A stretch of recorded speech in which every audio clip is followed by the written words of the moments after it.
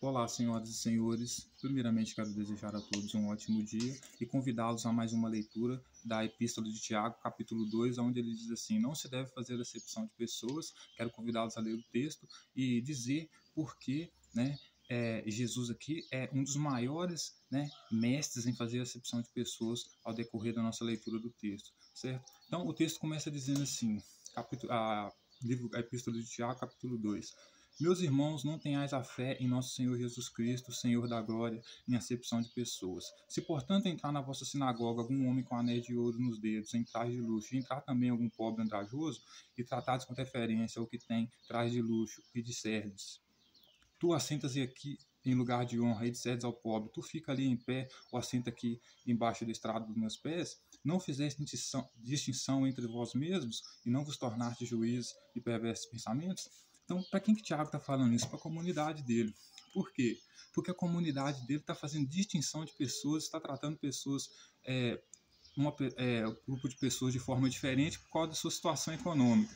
E por causa de quê? Porque eles estão fazendo isso com Jesus, certo? Por isso que ele diz: pessoal, eu não quero que vocês tenham fé no nosso Senhor Jesus Cristo, Senhor da glória, em acepção de pessoas, enquanto vocês estiverem fazendo acepção de pessoas. Por quê? Porque quando entra na nossa sinagoga aqui uma pessoa com anel de ouro e com trajes de luxo, certo? E vocês falam para essa pessoa se assentar no lugar de honra. E quando chega Jesus, que é o pobre andrajoso, vocês falam com ele para sentar no lugar de abaixo do pé de vocês. Vocês não estão fazendo distinção de pessoas, vocês não estão sendo juízes de perversos pensamentos, certo?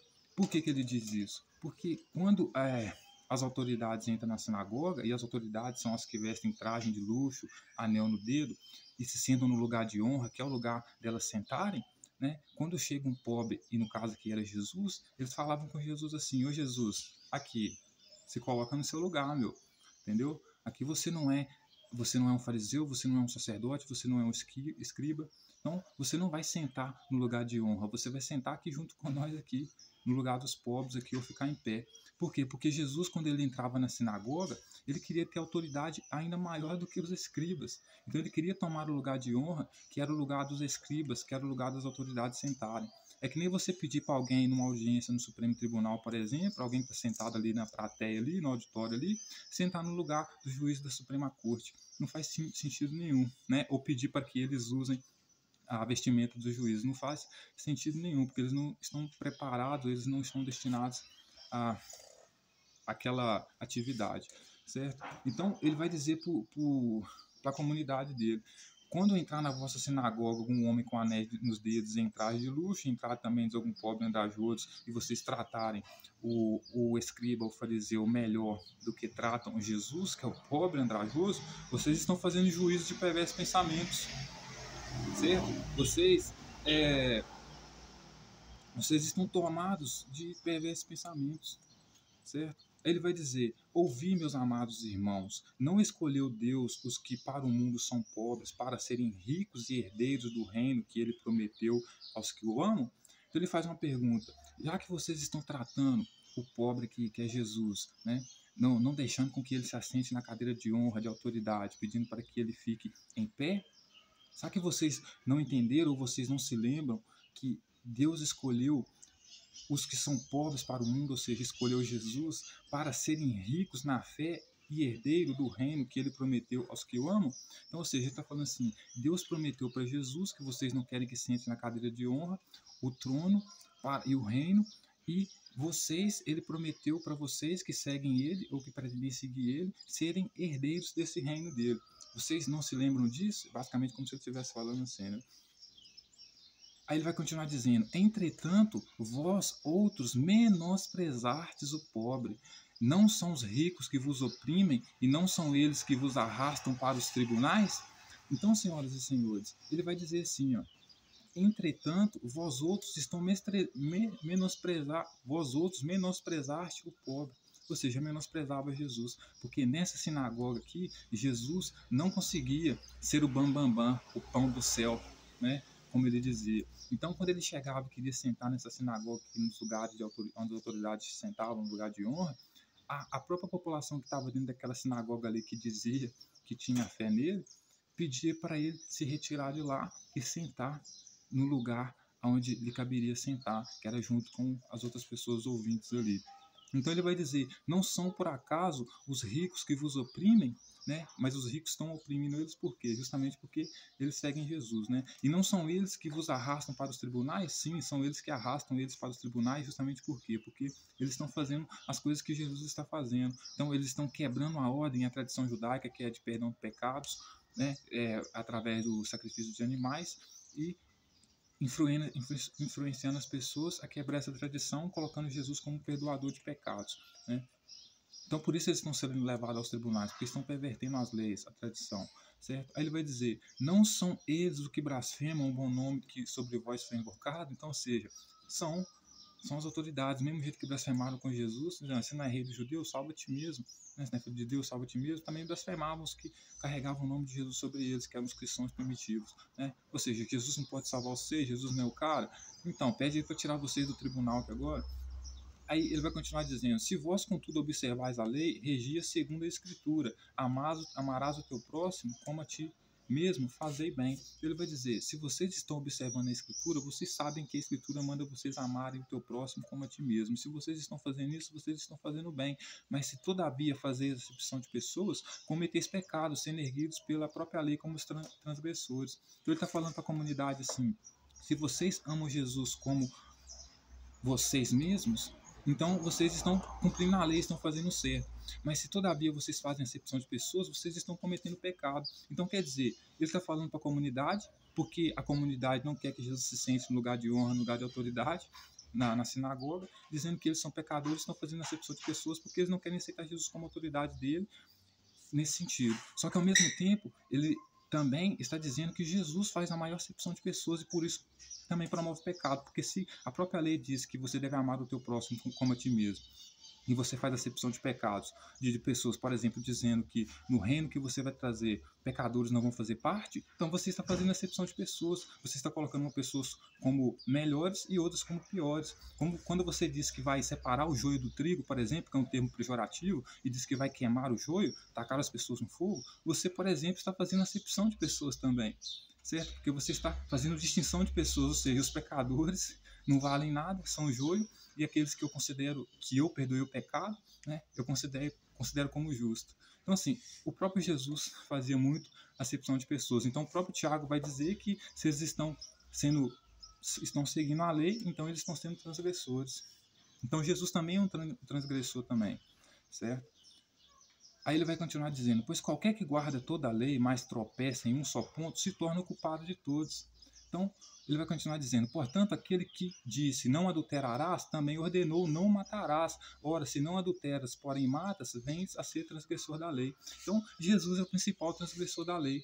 Porque se ao mesmo tempo ele defendia que as pessoas não poderiam adulterar porque estava escrito na lei, mas depois vinha dizendo que não veio trazer a paz, que veio trazer a espada, ainda manda os discípulos vender a capa para comprar espadas, né? Dizendo que as pessoas vão desmaiar de terror, porque ele vai descer o fio da espada no dia da vinda do Filho do Homem, que é o dia da vingança dele. Então, ele está sendo transgressor da lei, porque embora ele não esteja adulterando, ele está matando, certo? E quando ele diz, por exemplo, para os discípulos dele assim, vocês vão passar na casa de todas as pessoas e vão ver quais pessoas são dignas de mim, aquelas que não forem dignas de mim, vocês vão tirar a paz sobre a casa dela e tomar para vós. Por quê? Porque ele dizia que para essas casas ele não viria trazer a paz, ele viria trazer a espada. Então, ou seja, se ele diz que obedece à lei, vem trazer a lei, e diz para as pessoas não adulterada porque está na lei, mas ao mesmo tempo ameaça as pessoas de morte e vai matar as pessoas, então ele está sendo transgressor da lei também. Ele vai dizer o seguinte, falai de tal maneira e de tal maneira procedei, como aqueles que hão de ser julgados pela lei da liberdade, porque o juízo é sem misericórdia para com aquele que não usou de misericórdia. A misericórdia triunfa sobre o juízo. Então ele vai terminar dizendo para a comunidade dele o seguinte, falai de tal maneira e de tal maneira proceder. Então, ou seja, se vocês dizem que não é para matar, então não matem. Então, né, Jesus? Se você diz que não é para matar, então não mate. Vocês também, se vocês dizem que não é para fazer acepção de pessoas, então não faça. Você também, principalmente, Jesus. Né? Porque vocês vão ser julgados pela lei da liberdade. Porque o juízo é sem misericórdia para com aquele que não usou de misericórdia. Então, por isso que Jesus não houve misericórdia para ele. Por quê? Porque ele não veio para trazer misericórdia. Quando ele diz para a população lá assim, eu vim trazer, quando os fariseus olham para ele, vê ele comendo com os pecadores lá e perguntam para os discípulos dele porque ele está comendo com os pecadores, ele responde assim: eu estou comendo com os pecadores porque eu vim para perdoar pecados, eu não vim para trazer, para pedir holocaustos, eu vim para trazer misericórdia para aqueles que tiverem arrependimento. Ou seja, ele basicamente está dizendo que haverá arrependimento, haverá misericórdia apenas para aqueles que se arrependerem dos seus pecados diante dele. Além de quebrar a tradição judaica, que é de matar bicho para o perdão dos pecados, ainda é um problema muito grande, senhoras e senhores, porque até então, seguindo a tradição, você todo ano mata o bicho para o perdão dos seus pecados e ganha mais um ano de vida. Então pronto, acabou aí, você matou o bicho, cumpriu com o seu dever, pecado seu foi perdoado. Mas quando você passa a colocar uma pessoa para perdoar os seus pecados, com o erro humano, aí é um problema. Por quê? Porque se Jesus acorda de ovo virado, certo? Um certo dia, ou então tem algum preconceito com alguém, tem algum problema com alguém, e esse alguém vem pedir perdão para os pecados dele, né? E ele precisa do perdão de Jesus, isso se torna um problema. Porque se Jesus não perdoa ele, o que acontece com ele? Ele é punido, ele é condenado, certo? Então, por isso não houve misericórdia para Jesus. Por quê? Porque ele não tinha misericórdia de ninguém, certo? Ele dizia que ia jogar as pessoas no fogo, ia queimar o joio. Por isso, no Apocalipse, no final de Apocalipse, ele também, que era a besta lá, foi jogado no fogo do inferno. Ou seja, não houve misericórdia para ele. Por quê? Porque ele não tinha misericórdia de ninguém. Ele não queria ter misericórdia de ninguém, certo? Além de quebrar toda a tradição e a lei do povo judeu, né? O que era um absurdo, inaceitável, né? Tanto que você vê que Jesus não era nada para eles e não representava o Deus deles, que você tem até hoje judeu que ainda mata bicho para o perdão dos pecados, né? Então, senhoras e senhores, o texto vai dizer que porque o juízo é sem misericórdia para com aquele que não usou de misericórdia. A misericórdia triunfa sobre o juízo. Ou seja, no juízo final que Jesus vinha trazer, né, ele mesmo seria punido por esse juízo. Por quê? Porque ele não queria trazer misericórdia, né? A não ser para aqueles que se humilhassem diante dele, como ele pegou uma criança lá e fez a criança se humilhar diante dele lá para demonstrar para os discípulos dele quem que era maior no reino dele.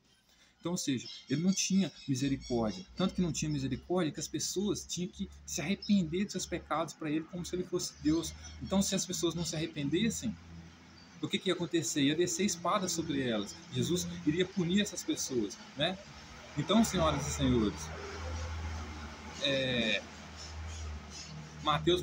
Tiago vai continuar falando os pecadores da língua lá, né?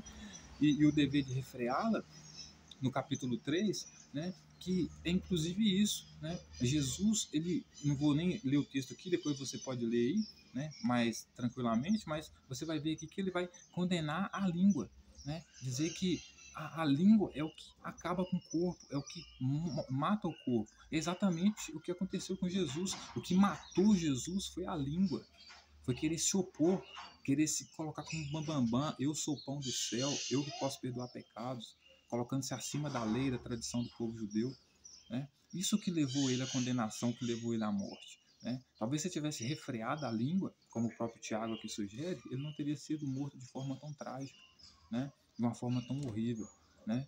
Mas ele não refreou a língua em momento nenhum, né? Chamava as autoridades de bandidos, de ladrões, né? Acusava aqueles que não queriam pedir perdão a eles dos pecados, prometendo a eles serem condenados, né?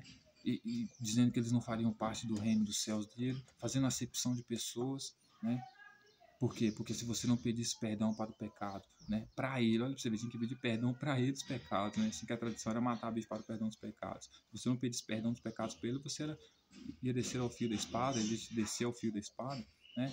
Dizendo que isso ia acontecer até com mulheres grávidas, né? Dizendo que as pessoas desmaiariam de terror, incentivando seus discípulos a venderem o que tinham para comprar espada, corrompendo o jovem rico lá, extorquindo o jovem rico lá, pedindo para o jovem rico vender tudo que tinha para dar para os pobres, que no caso aqui eram os que seguiam ele, justamente para quê?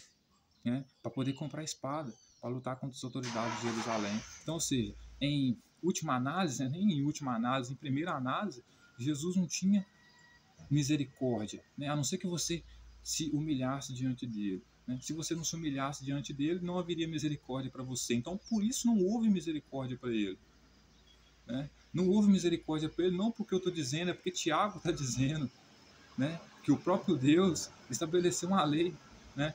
Então, assim, se você não tem misericórdia, no juízo final não vai ter misericórdia para você também, né? Então, por isso, ele sendo a primeira besta, foi lançado junto no fogo do inferno, junto com a primeira besta, o falso profeta, que é dos seus discípulos e seguidores, né?